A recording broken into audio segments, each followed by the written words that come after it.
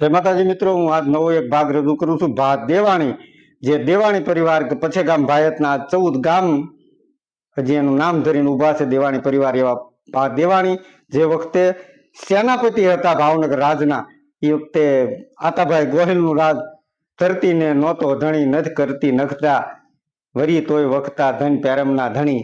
એવા આતાભાઈ ગોહિલનું એ વખતે રાજ, આતાભાઈ ગોહિલનું રાજ.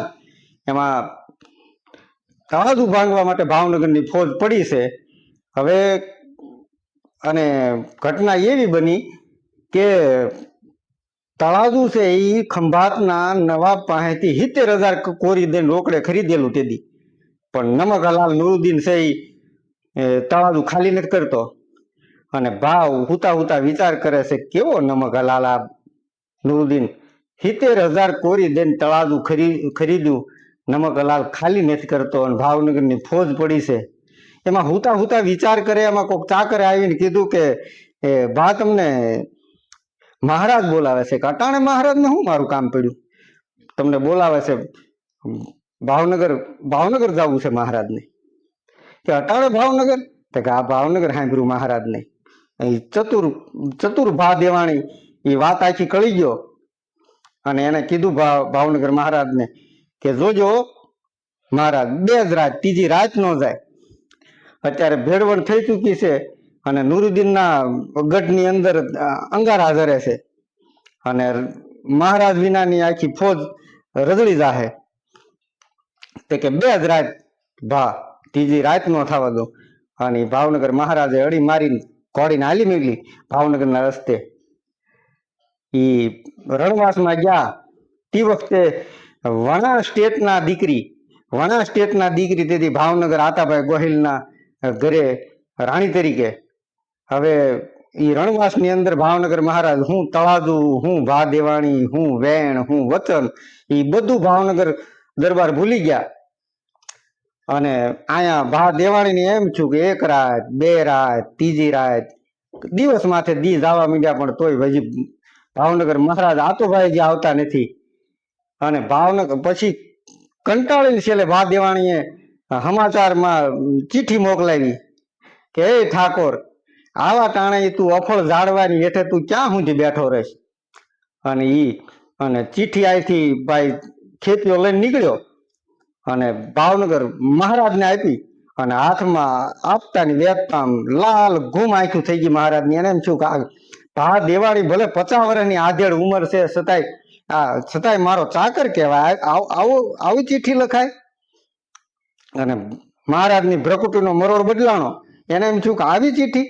અને વણાવાળા માં પણ ઈ નારી તો હું નારી વાત કરી, નારીને નીંદો નહીં, નારી નરની ખાણ, નારી માથી નર નીપજે, ધ્રુવ ને પ્રહલાદ. એવી નારી એ ચકોર મહારાણી વાતને આખી કળી ગયા અને હાથમાંથી ચિઠ્ઠી લઈ અને ચિઠ્ઠી વાંચી. એ વાંચી ત્યાં એને કીધું કે આમાં ખોટું હું લખ્યું ભા દેવાણી, કે હું કાંત આ મારી અર્ધાંગીનું અપમાન થયું છે. કે અપમાન કાંઈ નથી મહારાજ, મારા કુંખે હજી હવાશેર માટી નથી, ત્યાં સુધી હું અફળ ઝાડવું જ કહેવાય. અને વાત જે છે એ બરોબર જ તમને લખી છે, તમને હુતા જગાડ્યા છે, અહીંથી નીકળો. અને ભાવનગર મહારાજને વેણ કહેવા અહીંયા તળાજાની અંદર ફોજમાં ભંગાણ પડેલું જોઈ અને બરોબર નુરુદ્દીન અને લાગ જોઈ અને ગઢના કિલ્લાના દરવાજા ખોલ્યા. ગઢના કિલ્લાના દરવાજા ખોલતાની હારે તમને કહું ભા દેવાણી મોખરાની જગ્યા મૂકતો નથી હો. અને ઈ કંઈક ને ફરતા ફરતા કાપી નાખે છે એવી ઘટના બને છે. પણ હવે નુરુદ્દીન લાગ જોઈને એને ખબર પડી કે ભાવનગર મહારાજ નથી, આ બુઢાને મારી નાખો એટલે વાત પૂરી થાય અને ગઢ કબજે થઈ જાય. પણ ઈ બુઢાને હજી હાંગ તોડીને આમ નુરુદ્દીન હાલ્યો આવે ત્યાં 50 અસવારના 2 ભાગ કરતો એક ઘોડે સવાર દમદમાટી મારી હાલ્યો આવે. અને ઈ હાંગજાત ભા દેવાણીની છાતીમાં મારવા જાય ઈ પેલા આતાભાઈ ગોહિલે એક તલવારનો ઝાટકો માર્યો, જેમ કડાડ દઈને આખી મોટી વડલાનું ઝાડ જેમ ભોંયે પડતું હોય એમ નુરુદ્દીનને હેઠો નાખ્યો. અને ભા દેવાણી કીધું ઈ કે આવી ગયો ઓ મારો રાજા આવી ગયો આજ. અને ઈ કે જય ખોડિયાર કરીને નાદ લગાવો અને આજ ફતેહ આપડી છે, તળાજુ આપણું છે. એવી ઘટના બની. એ તળાજુ ઘરે કર્યું અને પછી પાછું વળીને જોયું ત્યાં મહારાજને કીધું ભા દેવાણીએ મહારાજને કીધું મહારાજ આવા ટાણે પહોંચી ગયો. તે કે હા. કોને ચેતવ્યો બાપ તને? તે કે મને રજપૂતાણીએ ચેતવ્યો આજ. અને કાળક્રમે પછી ભા દેવાણીની ઉંમર થતી જાય. ઉંમર થતી ગઈ, હવે તો ખાટલા વર્ષ ભા દેવાણી થઈ ગયા છે. એમાં કોકે આવીને સમાચાર દીધા કે વણાવાળા માં મળવા આવે છે, ભાવનગર મહારાજના રાણી સાહેબ મળવા આવે છે. ઈ બુઢી ઉંમરે ખાટલામાંથી ઊભું થવાતું નથી, છતાંય ટેકો દઈને ઈ મહાપુરુષ ઊભો છો ભાઈ, ઈ સુરવીર માણસ ઊભો છો ટેકો દઈ અને ખાટલો આડો રખાયો. વણાવાળા માં મળવા આવ્યા. એ કે માં તમે તો મારા દીકરી ઠેકાણે કહેવાઓ, મારી એક માફી માંગવાની તમારી પાસે રહી ગઈ. તે કે શું વાતની માફી? તે કે તે દિવસે મેં તમને દુભ્યા હતા કે? તે કે હું મહારાજને મેં તે દી સંદેશો મોકલ્યો હતો કે અફળ જાળવાની એથી ક્યાં સુધી ઠાકોર તું બેઠો રહીશ, એ વાતની માફી માંગવાની. અરે કે એ વાતની માફી થોડી માંગવાની હોય કે હું ખરી રજપૂતાણી છું, મારે ઈ વાતમાં તો સહમત રહેવું જોઈએ. ધીંગાણાના વખતે ઠાકોર ઘરે આવે એ થોડું સારું લાગે. અને એમ કરીને એ વણાવાળા માએ વાતને વાળી લીધી. અને પછી જે ભા દેવાણી બોલ્યા ને એ શબ્દો બહુ સાંભળવા જેવા છે.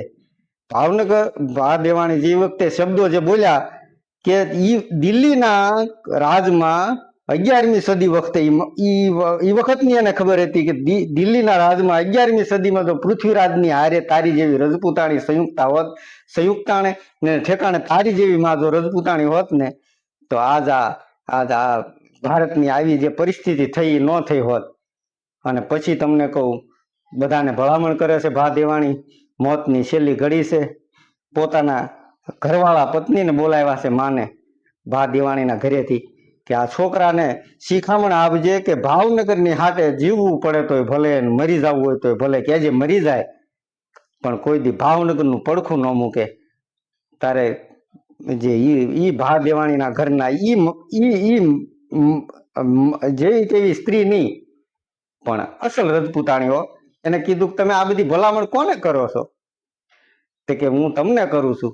અરે કે તમારે મને ભલામણ કરવાની, મારે તો તમારી આગળ 2 ડગલા ઈ ઘરમાં 2 ડગલા આગળ હાલવાનું જોઈએ. ઘરમાં જઈને તાહળી એક ભરીને અફીણ ઘોળેલું હતું એ ગટગટાવી ગયા ને 5 ડગલા ભા દેવાણીને આગળથી એના ધર્મપત્ની હાલી નીકળ્યા. અને પછી તમને કહું, ભા દેવાણીએ દેહ છોડ્યો પણ એ સુરવીરનો દેહ છૂટી ગયો. અને પછી બધા આખો કળાટ થઈ ગયો આખા ભાવનગરની અંદર. અને પછી કાળક્રમે કોઈ વખત આતાભાઈ ગોહિલની રાતી આંખ થઈ દેવાણી પરિવાર માથે. અને કીધું કે ઉચાળા ભરીને એ દેવાણી પરિવાર આખો નીકળી ગયો. ની ખબર વણાવાળા માને પડી. જે વણાવાળા માં છે એ જે વઢવાણ સ્ટેટ છે એનું જે ભાગદાર સ્ટેટ વણા, સુરેન્દ્રનગરની બાજુમાં વણા સ્ટેટના તે વખતે મહારાણી હતા. અને વણાવાળા માને ખબર પડી. એ દેવાણી ડાયરાને વળાવી સમજાવી અને પાછો વાળ્યો. અને પછી હવ કાયમને માટે ભેગા રહ્યા. અને દેવાણી પરિવાર છે એ ભાવનગરનું સ્ટેટ જ્યાં સુધી રહ્યું ત્યાં સુધી ત્યાં સૈનિકો તરીકે ફરજ બજાવતા. આવી સરસ રસપ્રદ ઘટના સાંભળવા માટે મારી ચેનલ સોરઠનો શણગારને લાઈક, શેર અને સબસ્ક્રાઇબ કરવાનું ભૂલતા નહીં. જ્યાં સુધી મારી પાસે નવી ઘટનાઓ છે ત્યાં સુધી હું જરૂર તમારી સામે રજૂ કર્યા કરીશ અવનવી ઘટનાઓ. ચેનલને લાઈક, શેર અને સબસ્ક્રાઇબ કરજો.